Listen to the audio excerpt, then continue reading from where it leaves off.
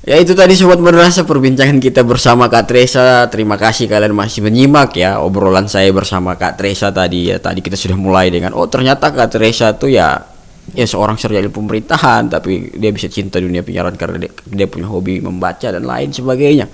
Kemudian juga tadi Kak Tresa sudah membagikan menjadi penyiar tuh ya kita harus dekat dengan masyarakat. Kita harus dekat dengan narasumber kita. Yang kita bangun adalah kedekatan emosional sehingga orang merasa aman dan nyaman seperti kita. Nah mungkin saya masuk ke pertanyaan kedua nih Kak Tresa. Siap. Tidak salah ya tadi Kak Tresa sempat menyinggung bahwa Kak Tresa pernah diancam tuh. Kak Tresa pernah diancam waktu menyiarkan kan saat sedang live kan seperti itu. Nah ini pertanyaan kedua, kita masuk ke pertanyaan kedua ya. Saya ingin ada sangkut pautnya dengan Kak Tresa diancam tadi ya. Kak Tresa kan maksudnya di RRI ya, Radio Republik Indonesia ini kan sudah dari 2012. Sekarang 2024 artinya sudah 12 tahun Kak Tresa di RRI. Tentu ada suka dukanya dong Kak sebagai seorang penyiar di RRI seperti itu. Apalagi tadi Kak Tresa sempat singgung Kak Tresa pernah diancam. Nah pertanyaannya itu Kak, apa suka duka menjadi seorang penyiar selama 12 tahun itu Kak? Mungkin bisa ya diceritakan seperti itu Kak. Oke. Apa ya, kalau sukanya banyak dan pasti selalu diingat ya Kak, sahabat madrasah. Dukanya ada juga tapi mungkin yang lain harus dilupakan.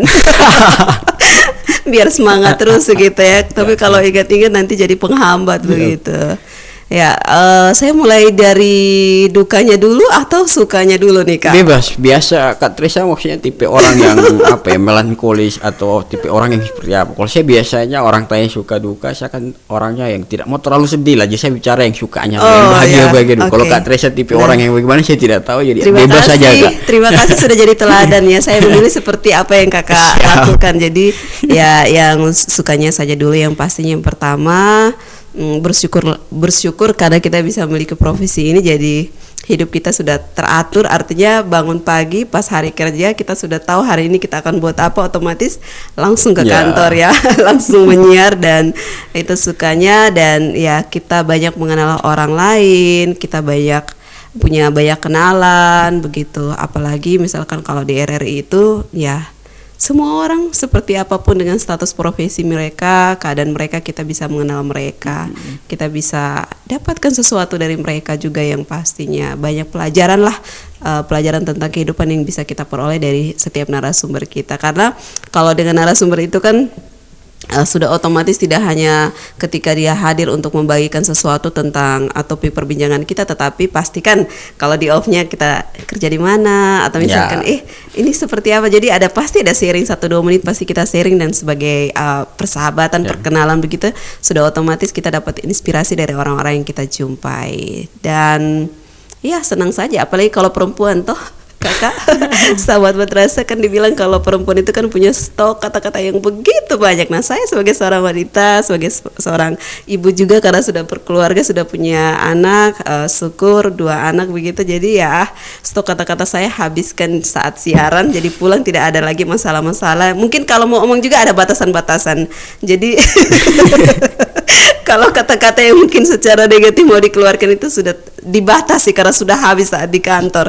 Jadi kalau sampai di rumah, kalau misalkan ada sesuatu yang membutuhkan kata-kata, ya tarik nafas, syukur, oke tidak apa-apa kondisinya begini, yang penting semuanya masih aman seperti itu. Dan suka lain yang saya dapatkan bahwa saya menyadari bahwa kehidupan saya semakin berarti, dan menyadari bahwa hidup ini hanya sementara. Itu yang saya dapatkan dalam dunia kerja saya sebagai seorang penyiar. Tidak ada sih yang kita harus banggakan, dan mengajarkan saya bahwa sesuatu yang baik juga jangan ditunda-tunda untuk dilakukan. Segera lakukan kalau itu hal baik, dan tidak perlu merasa takut untuk melakukan hal baik, karena toh Tuhan yang menciptakan kita juga pasti akan memampukan kita, seperti itu. Mungkin itu ya sukanya. Oke. Selain pasti dapat gaji dong. Untuk bisa makan minum, untuk pakai secukupnya, itu sudah sangat cukup bagi saya. Dukanya Kak Tresa. Nah, tapi kalau dukanya itu ya seperti tadi, kalau ada sesuatu yang mungkin tidak disukai oleh pendengar kita, mereka langsung kasih kata-kata yang tidak enak, misalkan dimaki, diancam mau bunuh, dan itu ngeri sekali ya. Apalagi kalau siaran pas malam, mungkin jam 11 sampai ke jam 12 pas mau off siaran begitu baru dapat pesan ancaman kayak gitu. Sebagai manusia pasti kita takut, apalagi seorang perempuan begitu. Tapi saya sih selagi kita menyadari bahwa apa yang kita lakukan itu tidak salah, tidak apa-apa, jangan takut. Dan kita pun tidak bisa balas ancam dong. Itu kita cari gara-gara tuh. Api dengan api nanti bagaimana tuh. Jadi harus ada yang jadi air. Jadi kalau saya cuma menyikapi seperti itu, kata-kata yang saya sudah sampaikan tadi, dan sambil ya saya juga doakan orang ini mudah-mudahan sadar dan mudah-mudahan dia salah kirim. Tapi kalaupun dia tidak salah kirim, ini tujuannya ke saya, mudah-mudahan dia baik-baik ya. Tuhan kasih tenang hatinya supaya dia damai lah begitu. Kalaupun ada hal yang dia tidak sukai, it's okay, saya mau bagaimana, yang penting saya sadar bahwa tidak ada hal buruk yang saya lakukan terhadap dia, tidak ada kata-kata yang saya ungkapkan untuk dia yang menyakiti dia. Tapi kalaupun dia yang punya pemikiran, perasaan seperti itu, ya saya berserah. Toh saya tidak bisa menyenangi semua orang, ya kan. Saya hanya bisa sebatas yang saya lakukan seperti itu. Itu dukanya ya. Dukanya juga kalau misalkan ya jadwal siaran begitu. Kita kalau dapat shift pagi itu harus siaran buka itu jam 5, otomatis ya jam 4:20, jam 4:30 sudah harus sadar, siap-siap ya segera begitu. Atau kadang dapat siaran malam, tapi tidak apa-apa. Syukur sudah 12 tahun berjalan. Semakin kita menikmati, semakin kita merasa ringan. Kalau kita jalan dengan tulus, tidak ada yang tidak mungkin dan semua pasti baik. Gitu. Terima kasih Kak Tresya. Mungkin saya ke terakhir nih Kak Tresya. Terakhir itu kan biasa ya di radio pun sama lah. Kalau biasa sudah masuk di pertanyaan terakhir tuh ya apa kesan, harapan kan begitu Kak Tresya. Tapi di pertanyaan terakhir saya kali ini saya ingin bertanya ke Kak Tresya. Artinya Kak Tresya ini sudah 12 tahun di RRI, stasiun produksi ya Atambua, kadang ke Alor dan wilayah-wilayah NTT pada umumnya. 2 ini saja sih. 2 ya. Jadi RRI stasiun produksi Alor dan Atambua. Ya, sering TikTok bolak-balik. Kadang di Alor, kadang di Atambua. Iya. Ini mungkin pertanyaan saya nih Kak. Kira-kira apa yang Kak sebagai penyiar tentu ada suka duka tadi Kak Tresya sudah sampaikan kan. Pertanyaan terakhirnya saya adalah apa harapan Kak Tresya terkait ya dunia penyiaran NTT ini ke depan harus seperti apa sih? Karena kalau kita bicara soal ya sumber informasi sekarang di era digital ya radio termasuk salah satunya kan begitu. Di samping televisi, bahkan misal ya televisi pun kadang sekarang ya orang tidak minat lagi karena orang sekarang sudah sering ada YouTube, ada TikTok dan lain semua, Instagram. Jadi misalnya media-media seperti itu sudah terlalu tidak diminati kan.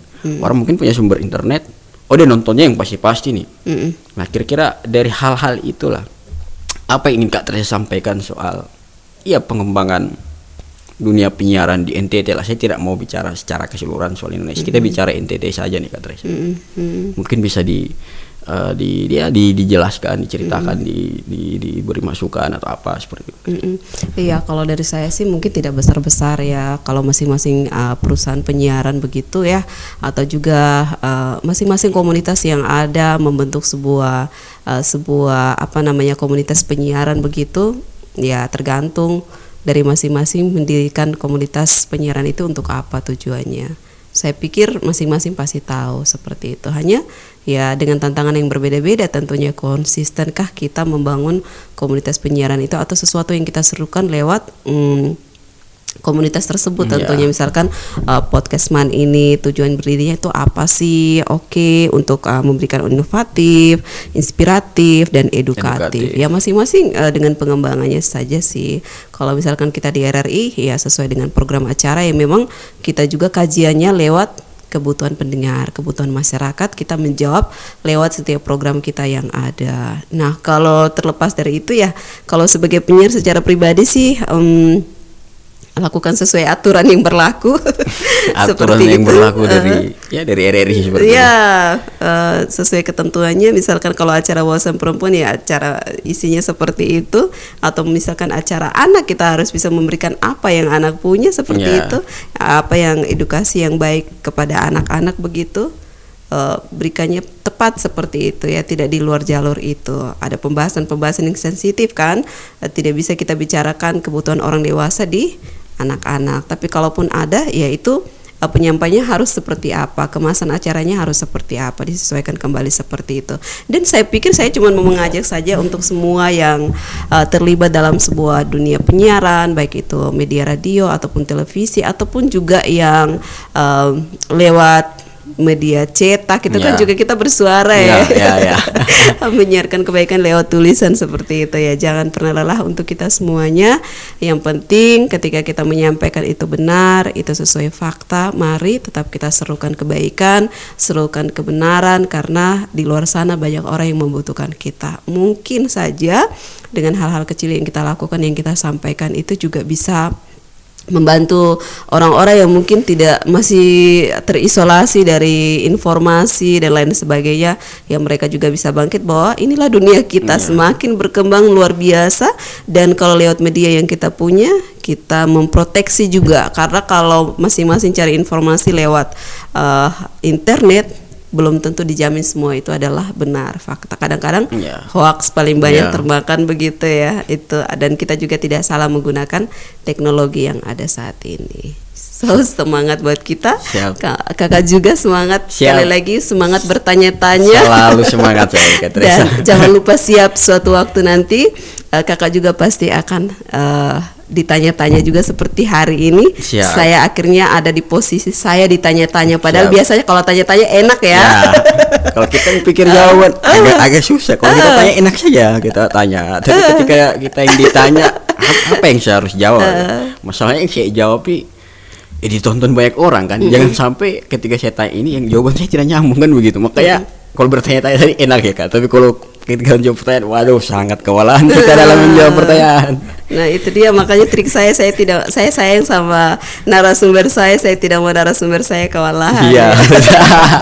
Tanya dulu tapi boleh kalau sebelum akhirnya saya ingin satu ungkapan hati, boleh? Boleh Kak. Jadi sebelum tutup boleh Kakak mau kasih motivasi, mau kasih satu quotes apa motivasi, boleh Kak.